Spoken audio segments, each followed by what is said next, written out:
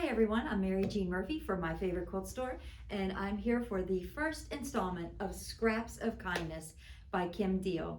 If you haven't seen the welcome video, it has a couple of tips on how to get started. I'll go over them real quick, but let's get going. Let's get right into installment one.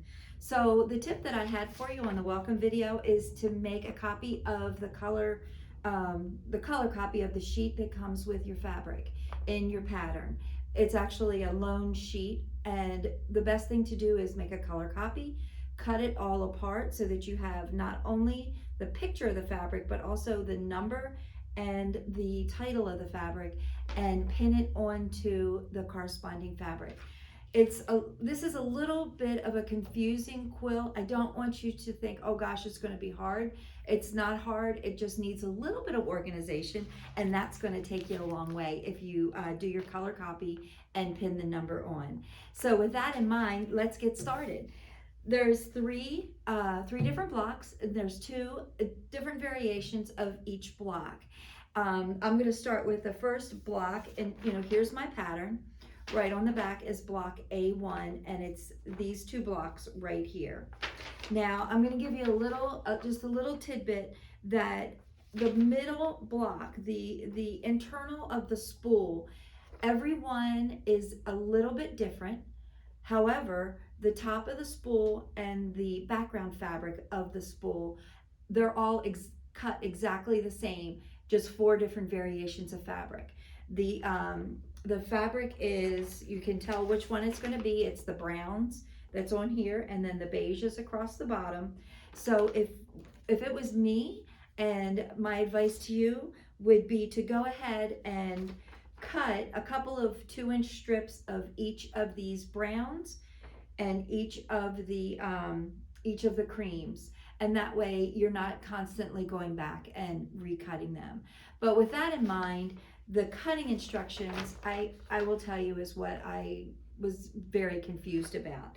The cutting instructions are actually on the pictures. So let's take this one, because this one is a very simplistic block. The cutting instructions are actually these numbers that are in these white boxes. I found it, I looked at it for a really long time before I realized how to do this. It's actually really easy once you see it, but there's a lot of flipping through fabrics. So along with this video, on your first installment email, I've put sort of a master list together of just this installment's cutting. If you have any questions regarding it, please feel free to call us here at the shop, but I think it's going to make it a bit easier. I actually listed all of the fabrics that are on this is all the fabrics that you'll use for installment 1, and I put the number 66977, and then next to it I added what you need to cut for each for the whole installment. So I combined all 3 blocks into one master cutting list.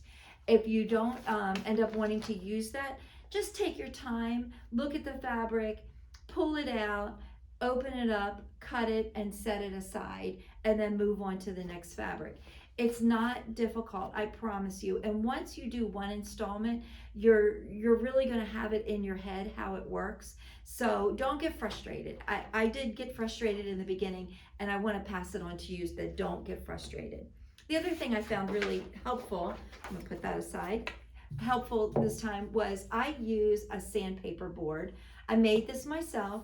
This is just a piece of fiber board that I bought at the I guess I just bought it at Lowe's or the hardware store, and I glued a piece of sandpaper on it, and it's a very fine, like an extra fine grid or whatever they call it. This works really, really easy for when you have to draw your diagonal lines across the back of your fabric. Just put it right side down on your sandpaper and take your ruler and just take your pencil and draw across, and you will find that the fabric won't wiggle around underneath of your pencil as much. If you don't have a sandpaper board, I think you can actually purchase these. I'm not sure if the store has them or not, but to tell you the truth, you could put it on a manila folder, one of those manila folders, and just glue your sandpaper on it, just anything, and make it portable, because as quilters, we like going places.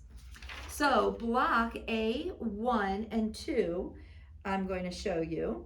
Here's block A1, and then block A2 is exactly, where is it?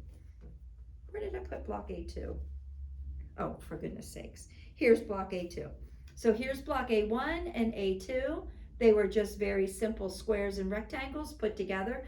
And like I said, the spools and the background fabric are always cut 2 inches, and always cut the same 8.5 for the spool and 5.5 and 2x2s for just kind of contouring it. And then we have block B2, which are these flying geese. I think most everyone knows how to make a flying geese, and they're just a little bit different. But the corners are always the same in the flying geese, and these were quite easy. Use your sandpaper board to mark the diagonal. Flip it over, iron it, and then cut out the back, and you'll have a lot of success on that. And then the third block, which you would assume was C1 and 2, is actually D1 and 2. I'm not sure why, but here we go. Here is the first one, and here is the second one. Same block, different variations. And these were simple to do. These were nothing more than half square triangles, and you just set them the way they show you. Refer to the photos. Take your time, get yourself very, very organized, and I think you'll really find a little success. I'm not going to sugarcoat it. You will be a little bit frustrated in the beginning, but once you kind of get it in your head how this is working, you're going to be just fine. I hope you're going to join us in every month getting your blocks done. It's 3 blocks for the first 4 months, 2 blocks the 5th month, and then the 6th month is going to be the borders. It's going to be a lot of fun. I promise you, you're going to really enjoy it, and keep going with me. Until next month, it'll be March 10th when you see installment 2 come out. I'm Mary G. Murphy from My Favorite Quilt Store, and happy sewing. Bye-bye.